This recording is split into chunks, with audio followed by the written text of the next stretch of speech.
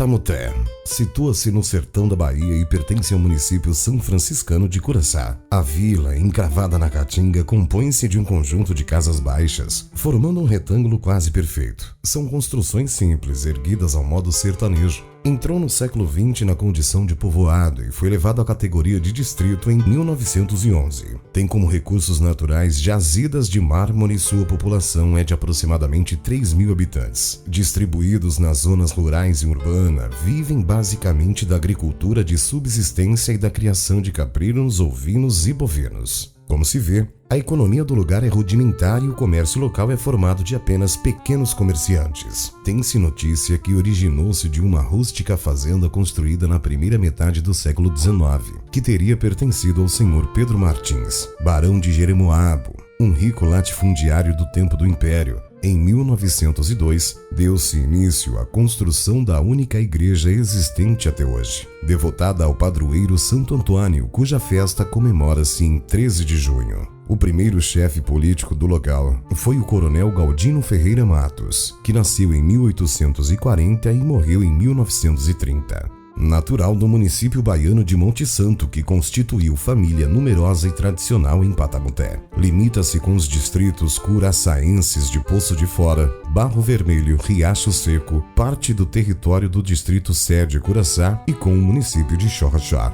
O principal ponto turístico é a Gruta de Patamuté, situada a 18 quilômetros da sede do distrito e encontrada no final do século XIX. Desde 1905, a gruta é o local de romarias ao Sagrado Coração de Jesus. Em 1º de novembro e em 1º de janeiro realizam-se missas no local, para onde acorrem romeiros de diversos municípios baianos e de outros estados. Hoje, também é ponto de visita de ecologistas e praticamente de esportes radicais. O nome Patamuté é de origem indígena e significa Antas Nágua, e o acesso somente é possível por estradas de terra. A Gruta de Patamuté é um local que impressiona pela sua imponência e conservação. No período que cerca o Dia de Finados, a Gruta de Patamuté recebe uma grande romaria de fiéis vindos de toda a região. A maioria chega na noite anterior e dorme em redes, barracas, carros, ônibus e caminhões estacionados nas imediações. É tradicional no dia 1º de novembro, em plena alvorada, acontecer uma grande romaria com milhares de fiéis dirigindo-se à gruta para as missas que ali acontecem durante o dia. Na entrada, a gruta dispõe de uma escadaria que leva os visitantes a um amplo salão, com 160 metros de largura e 22 metros de altura, repleto de estalactites. É difícil não se surpreender com a grandeza e a beleza do lugar, e mais surpreendentemente ele ainda se torna com a ambiência criada pelos romeiros. A visualidade da fé, as centenas de velas acesas espalhadas por toda parte, assim como fotografias e os ex-votos daqueles que pedem ou tiveram graças alcançadas, dão uma outra dimensão ao olhar contemplativo.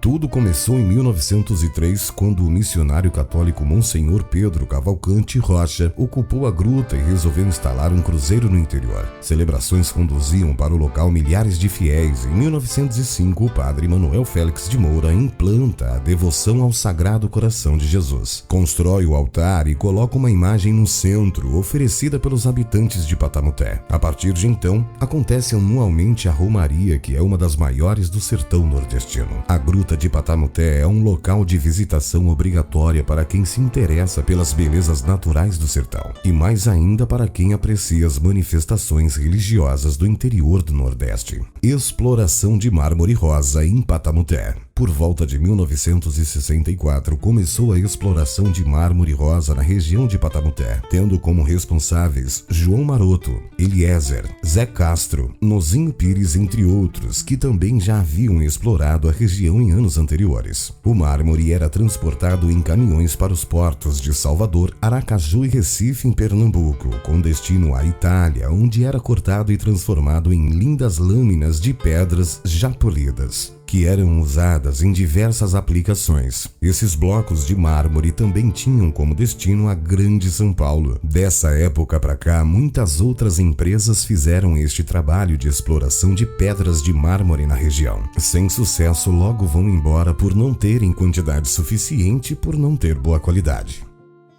Festa de Santo Antônio. No início, era apenas uma capela sem um santo padroeiro. Mas com a passagem de uma retirante que, talvez inspirado por Deus, entregou a Dona Honória uma pequenina imagem de Santo Antônio para ser festejado como padroeiro do lugar. Com o passar dos anos, o glorioso Santo Antônio atraía mais e mais fiéis a esta capela, havendo aí a necessidade de sua ampliação, onde em 1903 a comunidade reunida em mutirão e sob a liderança de Cazuza Mendes foram iniciados trabalhos para sua ampliação. No ano de 1906, a pequena capela já transformada em igreja necessitava de uma torre. Foi aí que mais um ilustre morador, o Sr. Galdino Matos, também mobilizando as pessoas desta terra, concluíram a tão almejada torre. Não se há registro de quem foi o primeiro sacerdote a celebrar uma missa nesta igreja, mas segundo o saudoso Dadá dos Santos, foi o Monsenhor Pedro Cavalcante Rocha, o seu primeiro celebrante. Daí adiante, padres não faltavam, como o padre Manuel Félix, padre Renato Galvão, Frei Cristóvão, padre Maximiliano e o padre Magalhães, todos eles bem recebidos pela comunidade. No início de 1960 chegou o padre José Luna, figura carismática que conquistou a amizade e a admiração de todos, pois era um padre considerado avançado para a época. Foi dele a iniciativa de adequar os bancos que estão hoje na igreja, também ordenou a demolição do antigo altar para fazer o atual. Os festejos de Santo Antônio começam no dia 1º de junho, com a alvorada e a celebração à noite. Cada dia tem as famílias e os convidados noiteiros, responsáveis em organizar e contribuir com as celebrações. A partir do 10º dia, acontece a apresentação de quadrilhas e casamento matuto e festa dançante com várias atrações de forrozeiros. E no 13º dia, as comemorações se encerram com a procissão, batizados e casamentos. Festa do Vaqueiro. A primeira festa do vaqueiro a ser realizada em Patamoté em 1990, idealizada e organizada pelo ilustre morador Valberto Matos Leite. A festa foi marcada por corrida de cavalos, desfiles dos vaqueiros e missa, com a participação de Galeno Aboiador de Petrolina, Pernambuco. Veio vaqueiros de Uauá, Xorroxó e de várias regiões vizinhas. Em Patamoté, também se comemora a Festa de Reis, com início na noite de Natal e vai até o dia 6 de janeiro. E as famílias é quem tradicionalmente fazem as lapinhas ou prosépios, que são visitadas pelos cantores de reis com muita animação e devoção. Rodas de São Gonçalo. Dança religiosa de origem e aculturação portuguesa, inicialmente apresentada nos templos religiosos católicos com o objetivo de catequizar os pecadores. Pouco antes de 1840 já havia relatos do conhecimento de rodas de São Gonçalo em Patamoté, com o objetivo de pagar promessas feitas, geralmente agradecendo uma graça alcançada. Há relatos que na época que os primeiros tocadores eram Macário, seu sogro Antônio José, Zamor e Mesquita. Posteriormente vieram Luizão, Miguel e Xavier dos Santos. E cantores de reis Dona Francisca dos Santos, Maria Bernaldina dos Santos e Fernando dos Santos. Tempos atrás só podiam dançar moças virgens de saias longas e todos de camisas de mangas compridas. Hoje em dia já se pode dançar todas as mulheres, a única exigência é que seja de saia comprida e camisa longa. As pessoas que pagam a promessa com rodas de São Gonçalo têm a obrigação de dar a alimentação para todos os participantes. Essa tradição se mantém até hoje.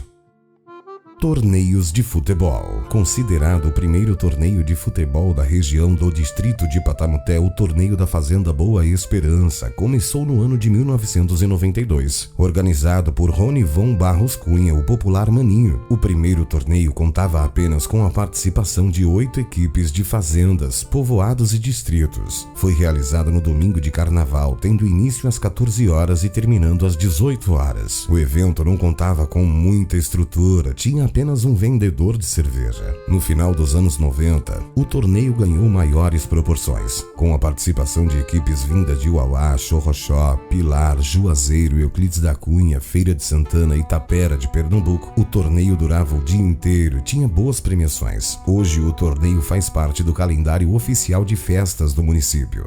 tradicionalmente aos domingos de carnaval, atraindo uma multidão para o evento, que durante os jogos é regado a bebida, tira-gosto, som de paredão, tudo à disposição dos visitantes nas várias barracas ao entorno do campo de futebol. Após a final, festas dançantes com várias atrações musicais no palco, montado exclusivamente para a festa. A exemplo da Fazenda Boa Esperança, hoje em dia várias localidades vizinhas fazem torneio de futebol, tais como Fazenda Barriguda no mês de janeiro, Fazenda São Mateus também no mês de janeiro, Fazenda Sítio do Alexandre no mês de abril, Fazenda Boa Sorte em maio, Fazenda Cana Bravinha e Fazenda Vitorino no mês de agosto, Fazenda Novo Acordo em setembro e por fim Patamuté em outubro.